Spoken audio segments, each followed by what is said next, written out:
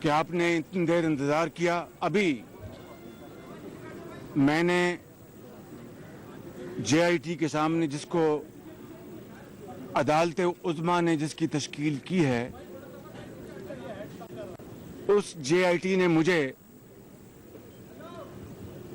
کال notice بھجوایا تھا کہ میں ان کے سامنے پیش ہو کر پیناما کا جو معاملہ ہے اس کے حوالے سے میں آؤں ایز سمبڈی, جو لکھا ہے نوٹس میں, as somebody acquainted with the facts of Panama. Acquainted with the facts of Panama. تو اس حوالے سے میں نے اپنا سارا بیان الحمدللہ ریکارڈ کروا دیا ہے. تو میں یہ بات کرنے کے بعد یہ کہوں گا کہ ابھی پرسوں وزیر اعظم پاکستان بھی اسی جے آئی ٹی کے سامنے پیش ہوئے تھے, اور اس طرح پاکستان کی تاریخ میں 70 سالہ تاریخ میں پہلی بار یہ نیا باب رقم ہوا کہ ایک منتخب وزیر اعظم سپریم کورٹ کے قائم کردہ جے آئی ٹی کے سامنے پیش ہو کر انہوں نے اپنا موقف بیان کیا. اور آج ایک اور تاریخ رقم ہوئی کہ شاید پاکستان کے تاریخ میں پہلی مرتبہ کسی صوبے کا خادم اس جے آئی ٹی کے سامنے پیش ہوا. تو اس کا مطلب یہ ہے کہ وزیر اعظم پاکستان اور پھر میں نے پیش ہو کر الحمدللہ اس ملک کے اندر قانون کی حکمرانی کی حقیر خدمت کی ہے, اور اس سے یہ ثابت ہوا کہ ہم منتخب سیاستدانوں کے دلوں میں عدالت اور قانون کا بڑا احترام ہے. اور اس کے مقابلے میں جو بندوق کی طاقت کے تحت اقتدار پر شب خون مارتے ہیں, ان کا جو ملٹری ڈکٹیٹر اور ان کا اور منتخب سیاسی لوگوں کا عدالت اور قانون کے حوالے سے کیا رویہ ہے, کتنی ہم عدالت اور قانون کا احترام کرتے ہیں. میں سمجھتا ہوں کہ میں بھی مجھے پرانا کمر کا مجھے عارضہ ہے, آپ سب جانتے ہیں. میں نے کمر کی تکلیف کا بہانہ نہیں بنایا. میں Rawalpindi institute of medical institute میں جا کے داخل نہیں ہو گیا کہ مجھے کمر کی تکلیف ہے, یا میں لندن اپنے معالج کے پاس پہنچ گیا. عدالت عظمیٰ نے یہ کانسٹیٹیوٹ کی کمیٹی اور ہاتھ کنگن کو آرسی کیا اپنا موقف آج الحمدللہ پوری جو بھی عقل ہے اور عاجزی سے اپنا موقف پیش کیا. مگر یہ بات سامنے رہنی چاہیے کہ شریف خاندان کا جو احتساب یہ پہلی بار نہیں ہو رہا. 2 جنوری بھائی بات سننے ذرا مہربانی کریں او مسٹر پلیز. 2 جنوری 1972 کی سرد شام اتفاق فاؤنڈریز کو قومیہ لیا گیا. عام آدمی قومیانے سے ذرا اس کو سمجھ میں نہیں آتا, چھین لی گئی جب اتفاق فاؤنڈریز. اور یہ اتفاق فاؤنڈریز وہ ہے جس کو میرے والد اور ان کے بھائیوں نے کوئی جمخانہ اور پنجاب کلب کی شام کی پارٹیز میں لائسنس لے کر اس کو عروج نہیں دیا, یا پبلک ریلیشنز کر کے لائسنسز نہیں لیے, بلکہ 7 بھائیوں نے محنت مزدوروں کی طرح 30 کی دہائی سے سفر شروع کیا اور 60 की दिहाई में इत्तेफाक फाउंड्रीज पाकिस्तान का सबसे बड़ा लोहे का, इंजीनियरिंग का ज़रूरी आलात बनते थे। हत्ता के 65 की जंग में और 71 की जंग में दिफाई वहाँ पर साजो सामान बनता था, और जिसको हमारे जरी और बहादुर जवान दुश्मन के ऊपर फायर करते थे। तो ये फख्र है मुझे कि मैं एक ऐसे बाप का बेटा हूँ। नवाज शरीफ को फख्र है कि वो ऐसे बाप के बेटे हैं कि जिनका नाम अल्हम्दुलिल्लाह जो लोग उनको इस मुल्क में जानते हैं, अमानत और दयानत का अमीन जानते हैं उनको, मियां मोहम्मद शरीफ को, और जिनके नाम से अल्हम्दुलिल्लाह बैंक्स आंखें बंद करके उनको देते थे, कर्जे देते थे।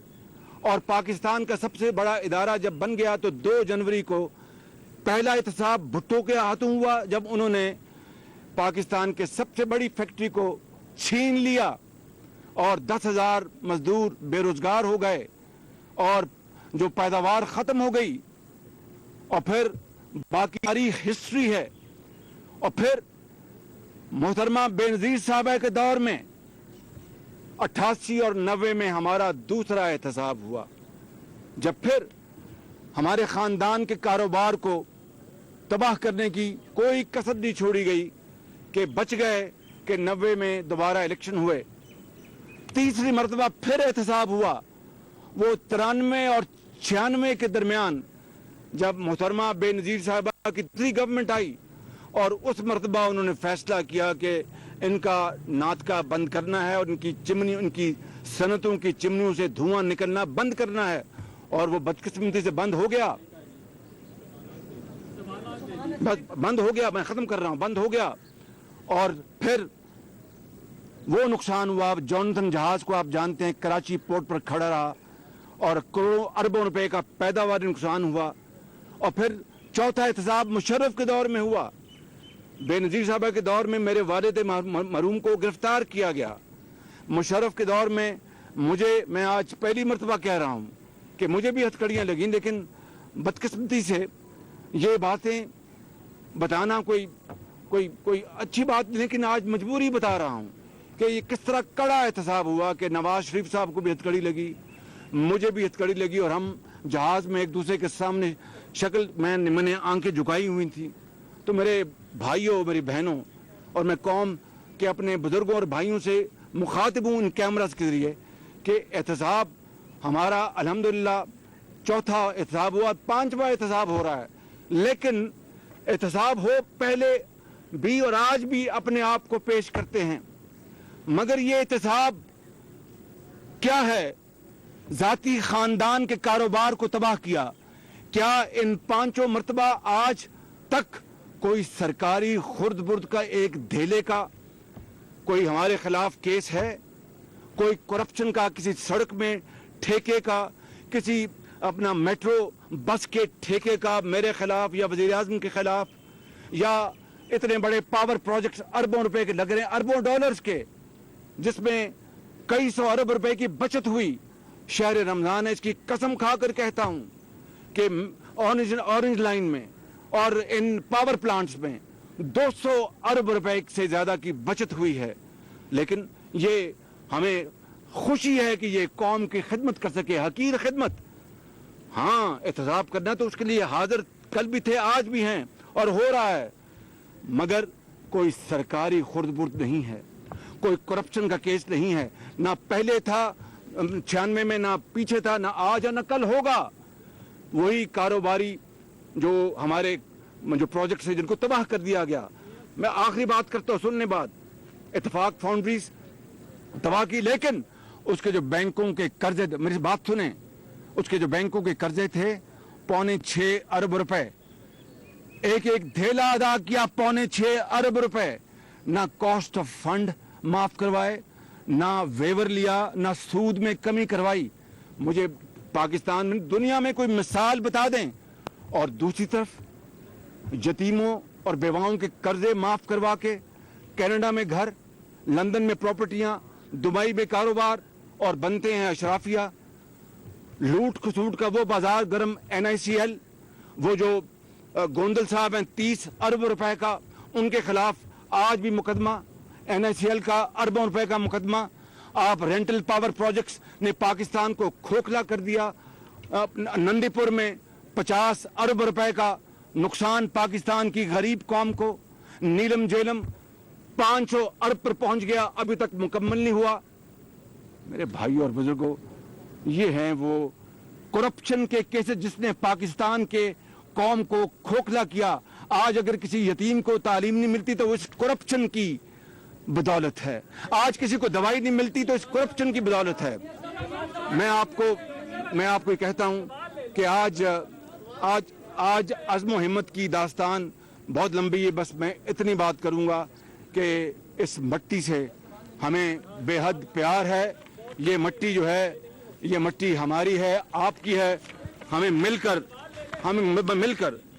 मिट्टी की मोहब्बत में हम आशिफ्ता सरों ने वो कर्ज उतारे हैं जो वाजिब भी नहीं थे।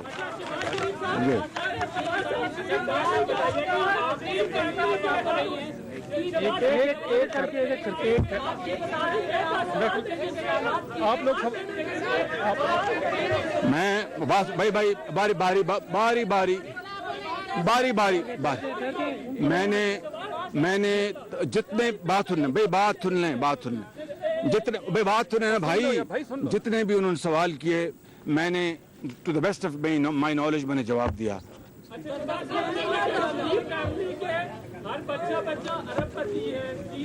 वाह वाह वाह वाह वाह वाह वाह वाह बात सुन लें, ये बात गलत, बात सुन लें भाई, बात सुन लें भाई, बात सुन लें, जवाब दें। ये कोई जवाब नहीं है। शरीफ फैमिली के तमाम कारोबार जो तबाह किए कारोबार जो तबाह, सुन ले बात, हकायक से मुंह ना चढ़ाए ना।